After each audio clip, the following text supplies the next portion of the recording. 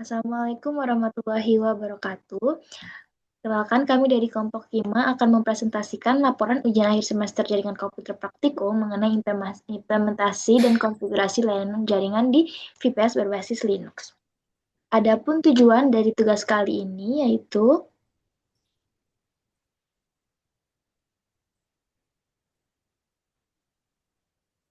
nah, tujuannya itu untuk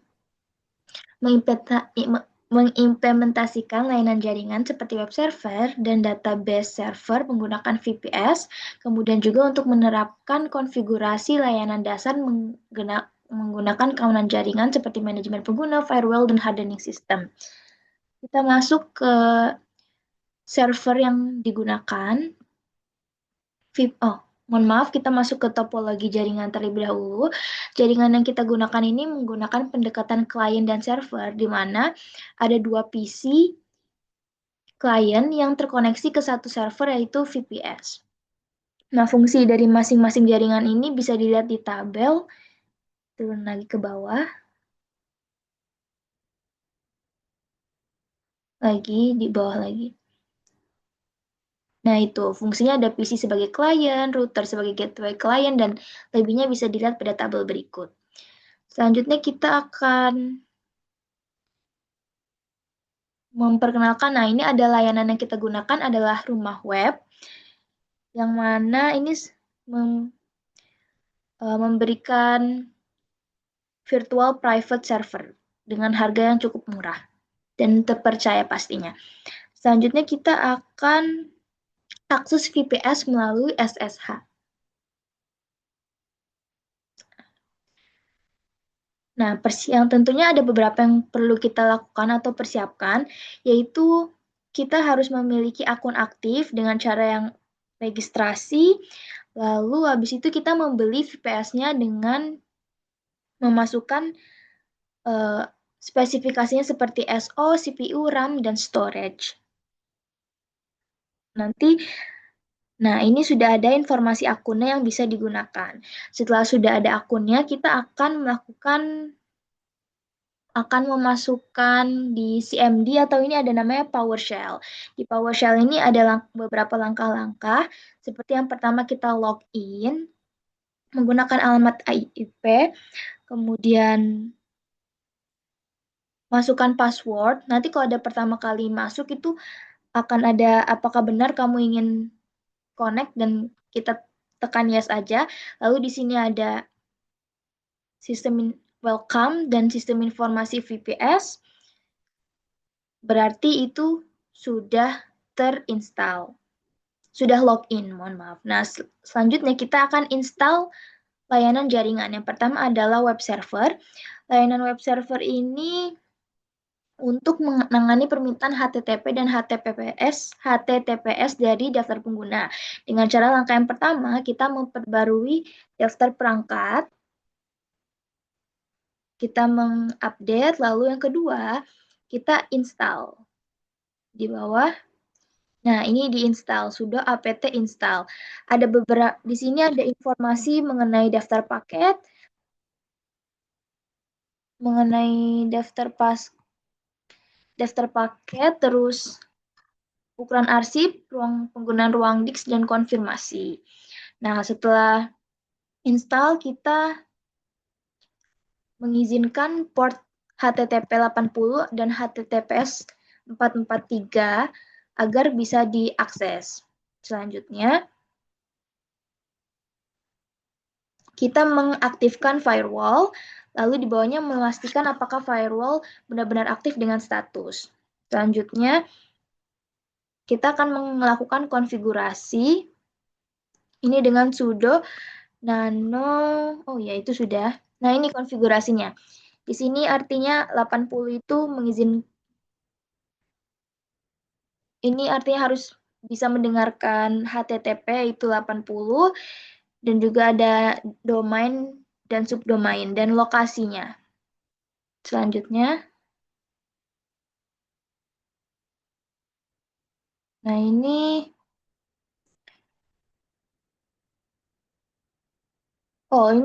kita memastikan, menyimpan konfigurasi di dalam direktori, kemudian setelah disimpan, kita pastikan tidak memiliki kesalahan, dan ini udah dibilang test is successful, syntax is okay, berarti tidak ada kesalahan, lalu kita melakukan reload agar perubahannya segera diterapkan. Jika sudah reload untuk memastikan status layanan NX, kita bisa sistem CTL status NGX. Nah, ini bisa dilihat sudah aktif. Selanjutnya selanjutnya ada tampilan browsernya. Nah, ini adalah tampilan browsernya. Selanjutnya, yaitu database server MySQL akan dilanjutkan oleh teman saya, Alvan. Baiklah, berikutnya di sini akan ada instalasi dan konfigurasi dari MySQL sebagai database server yang kami gunakan. Pertama kita lakukan instalasi MySQL menggunakan apt install mysql-server, lalu kita tunggu sampai proses instalasi selesai. Setelah itu kita lakukan konfigurasi untuk keamanan dasar dari MySQL ini. Kita lakukan sudo mysql secure installation untuk melakukan konfigurasi secure installation dari MySQL. Lalu kita bisa pilih setiap option keamanan yang kita inginkan. Jadi kita bisa pilih antara low, medium, atau strong level keamanannya. Dan kami sendiri ya memilih tingkat 1, yaitu pilihan level yang menengah dengan password minimal 8 karakter, kombinasi angka, huruf kapital, huruf kecil, dan simbol. Lalu kita disuruh memilih untuk agar bisa meremove anonymous user atau tidak. Lalu ada disallow root login remotely, ya atau tidak. Kemudian remove test database. Dan yang terakhir ada reload privilege tabel. Setelah memilih semua opsi-opsi di atas, kita akan melakukan verifikasi untuk memastikan bahwa layanan MySQL telah aktif dan berjalan dengan baik. Menggunakan sudo systemctl status MySQL dan dapat dilihat bahwa statusnya sudah aktif atau running. Kemudian tahap selanjutnya kita akan melakukan manajemen pengguna dan hak akses. Di sini kita akan menambahkan pengguna baru yang bernama mahasiswa. Di sini menggunakan add user mahasiswa. Kemudian kita tetapkan password ke user tersebut. Dan setelah itu kita akan mengisi data dari user, mulai dari nama, room number, dan phone, dan lain sebagainya. Lalu kita buat directory baru sebagai contoh untuk pemberian akses. Lalu kita bisa memberikan akses pada mahasiswa untuk directory tersebut menggunakan chown. Lalu di sini ada firewall atau menyusun firewall sederhana. Pertama-tama kita izinkan beberapa layanan untuk dapat diakses dari luar menggunakan perintah. Ya, ini ada allow open SSH, allow 80 port 80 dan allow port 21. Setelah aturan ditambahkan, kita aktifkan firewall menggunakan UFW enable. Lalu selanjutnya kita bisa melihat status firewall untuk memverifikasi apakah sudah aktif. Di sini menggunakan UFW status.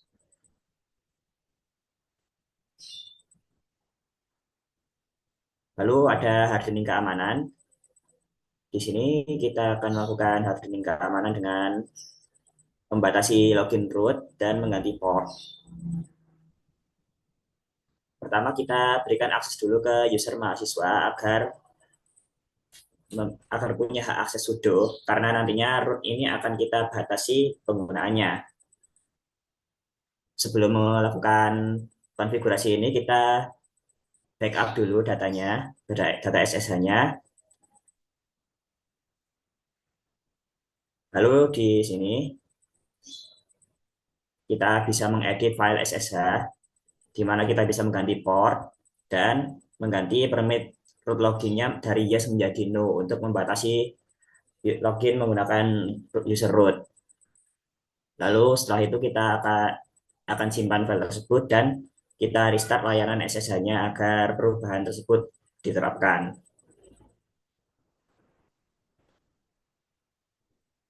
Lalu kita lakukan koneksi SSH menggunakan user mahasiswa dengan port yang sudah diubah tadi.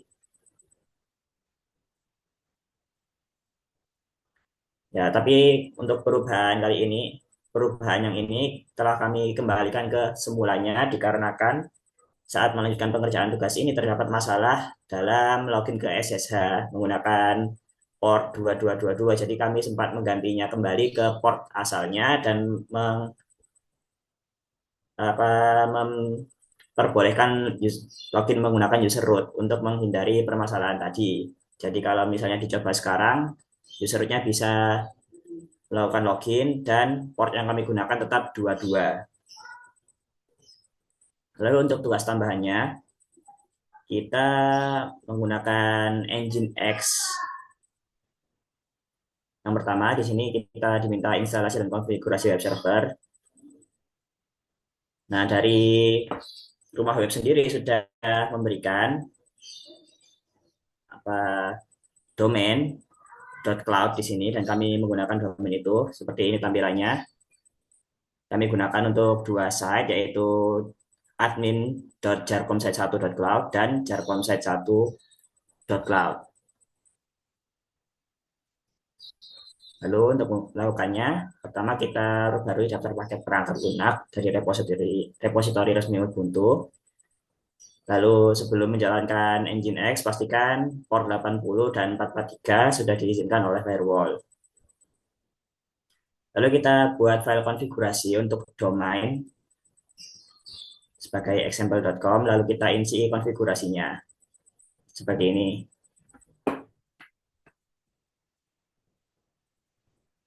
Lanjut kita aktifkan konfigurasi yang sudah dibuat tadi. Dan jika sudah valid, kita restart Nginx agar server mulai melayani domain tersebut. Nah, di sini statusnya sudah running.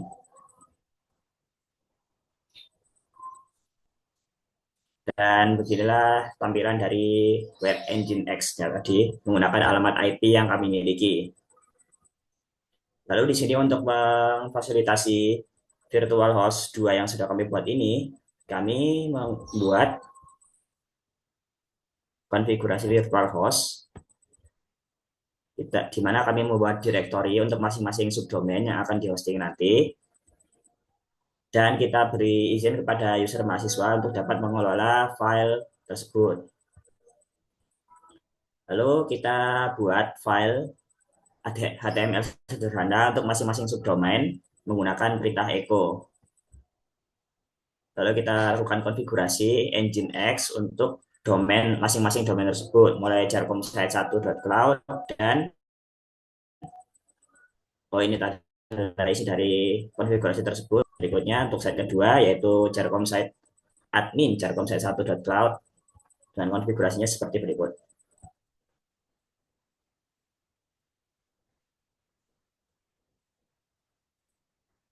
Lalu kita lakukan pengecekan apakah konfigurasi telah valid. Lalu kita bisa arahkan ke langkah selanjutnya yaitu pengarahan domain ke VPS. Kita harus melakukan login dulu ke rumah web tadi. Lalu kita bisa tambahkan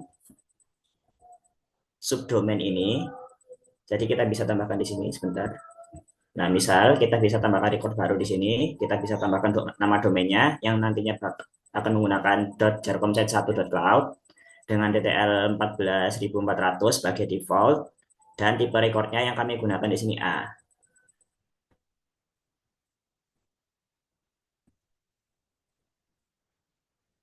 Lalu, nah ini proses penambahan recordnya dan kita tambahkan 2 record untuk 2 subdomain yang kami gunakan.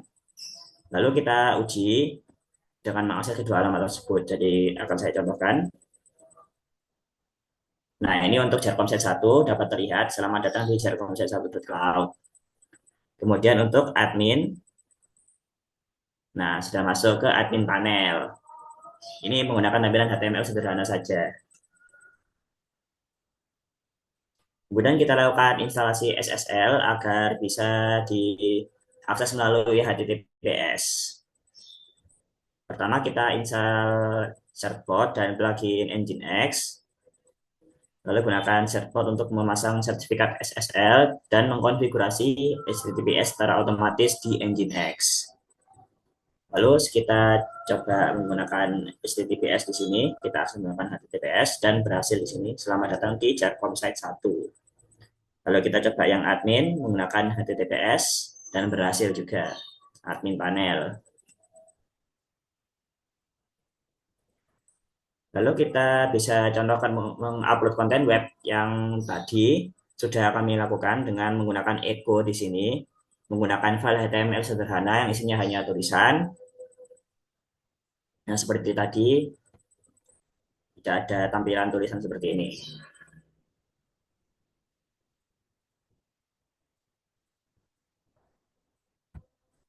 Dan untuk tampilan dari panel VPS kami seperti ini. Jadi bisa dilihat spesifikasi dari VPS-nya, lalu kita bisa lakukan pengaturan di sini. Nah, ini adalah semua data-data dari VPS kami dan bisa langsung kami aktifkan VNC dari sini. Jadi bisa lewat VNC ini atau dari terminal yang ada di komputer. Oke, sepertinya itu saja. Ya, sepertinya itu saja dari presentasi kelompok kami pada kali ini. Mohon maaf apabila terdapat salah-salah kata. Kami mohon undur diri. Wassalamualaikum warahmatullahi wabarakatuh.